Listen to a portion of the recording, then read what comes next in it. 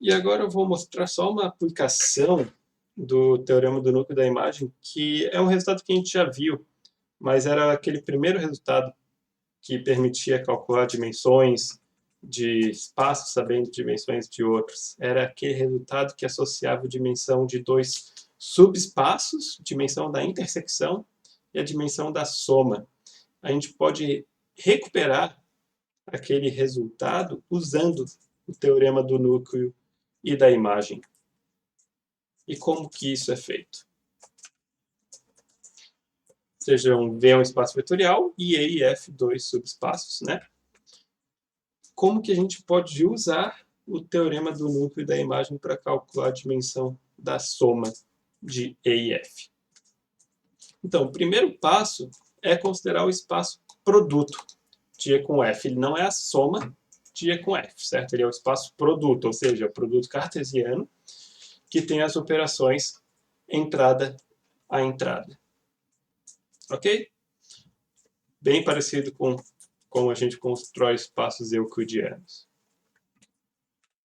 Então, o primeiro passo aqui, e que a gente vai formalizar um pouquinho melhor mais à frente, é notar que o espaço E, o subespaço E, ele pode ser visto como um subespaço do produto cartesiano quando a gente identifica os vetores de E com o par E0 no produto cartesiano. Tá? É, de novo, parecido com a gente identificar, não sei, o eixo X como se fosse a reta real dentro do plano. E do mesmo jeito, a gente pode identificar o subespaço F como um subespaço vetorial do produto cartesiano, identificando o vetorzinho F com par 0F. De novo, parecido com identificar uma reta real, como se fosse o eixo Y no plano. Ok? Então, a menos dessas identificações aqui, E e F podem ser vistos como subespaços do produto cartesiano. Ok? Isso vai ser necessário mais para frente. Tá. Mas o que a gente faz para calcular, por exemplo, a dimensão de E cartesiano F? Considera a projeção do produto cartesiano na primeira coordenada. Pega um par de vetores EF e simplesmente nos dá o vetorzinho na primeira coordenada. E, bem, pelas definições das operações no produto, isso aqui é linear, fácil de verificar. E o que acontece se a gente tenta calcular a imagem e o kernel e aplicar o teorema do núcleo da imagem? Bem, vamos calcular a imagem e o kernel dessa transformação P, que eu estou chamando de uma projeção. A imagem, por definição, é a imagem de todos os vetores no domínio. E o que é P de EF? É E, ou seja, a imagem de P consiste de todos os vetores E que podem ser construídos, onde E é um vetorzinho, Ezinho é um vetorzinho de Ezão, e Fzinho é um vetorzinho de Fzão. Tá? Ou seja, qualquer vetor do subespaço Ezão, ele é dessa forma, né? Para algum vetorzinho de vetor de Ezão e algum vetor de Fzão. Por exemplo, considera sempre o vetor 0 de F e escolhe o E que você quiser. E você vai obter, de novo, o E que você queira. Ou seja, a imagem de P é exatamente o subespaço E. E quem que é o kernel? Por definição, são os vetores no domínio, que é produto, que são levados no zero. E qual que é a definição da imagem de um vetor? É a primeira coordenada. Ou seja, esses são os vetores no produto que tem a primeira coordenada igual a zero. Mas a segunda coordenada pode ser qualquer coisa, qualquer elemento de F. E daí entra essa nossa identificação aqui, que os vetores do produto com a primeira coordenada igual a zero são essencialmente o nosso subespaço F. Ok? Então, o kernel da transformação P, ele é essencialmente o subespaço F. Então, aplicando o teorema do núcleo da imagem, a dimensão do produto cartesiano é a dimensão do kernel mais a dimensão da imagem.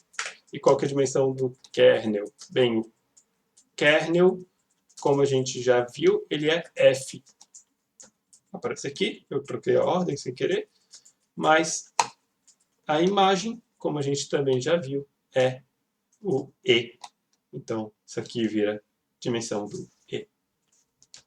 Então, a dimensão do produto é a soma das dimensões. Ok? Só realmente essa identificação aqui, que a gente vai formalizar um pouco melhor mais à frente. Certo, então agora que a gente sabe a dimensão do produto, a gente pode calcular a dimensão da soma de E com F dentro do nosso espaço vetorial maior V. Como que a gente faz isso? Considera realmente a aplicação de soma de vetores. Ou seja, dado um par de vetores, um vetor em E e um vetor em F, aqui deveria ser S, certo? A nossa transformação, ela soma os dois vetores. E o que a gente faz agora? Vamos calcular a imagem, o kernel, e aplicar o teorema do núcleo da imagem. Quem que é a imagem? Bem, essa definição da imagem, aqui simplesmente como função. Agora, usando a definição da nossa transformação linear, S de F vira E mais F. Ok, então são todos os vetores que são somas de algum vetor de E com algum vetor de F. Por definição, de novo, é a soma dos subespaços E e F. E quem que é o kernel dessa transformação? Vamos lá, definição do kernel é isso aqui, os vetores do domínio que são levados do zero. Agora, definição da nossa transformação S nos dá isso aqui. Reescrevendo essa equação é equivalente a essa aqui. Ou seja, o kernel de S consiste dos pares de um vetor em E e um vetor em F, tal que a primeira coordenada é igual a menos a segunda coordenada. Mas a primeira coordenada está em E e a segunda coordenada está em F. Ou seja, as duas coordenadas, as duas entradas, tem que estar tanto em E quanto em F. E uma tem que ser o oposto da outra.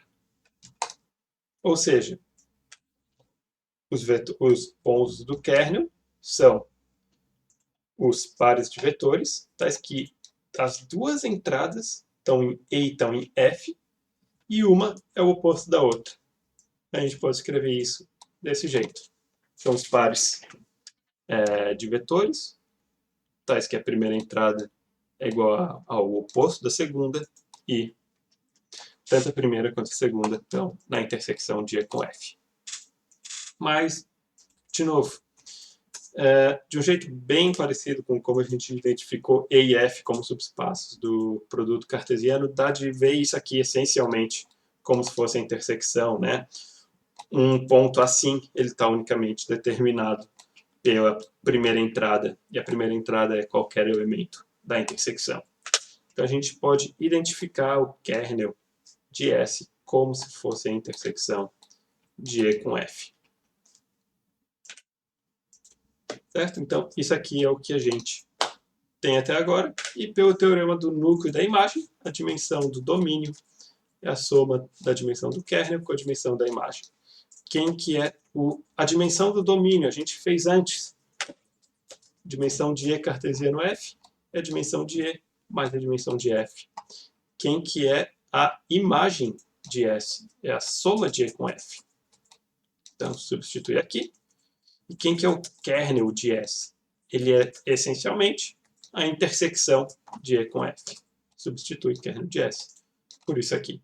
Ou seja, a gente concluiu exatamente a fórmula que associa a dimensão da imagem de dois subespaços com a dimensão da intersecção dos mesmos subespaços. Ok? E é só um exemplo da força do teorema do núcleo da imagem. Tá? Na próxima aula, a gente vai utilizar esse teorema para, ou melhor, nas próximas aulas, a gente vai continuar usando esse teorema para concluir mais coisas interessantes sobre transformações lineares. Ok? Então é isso por hoje.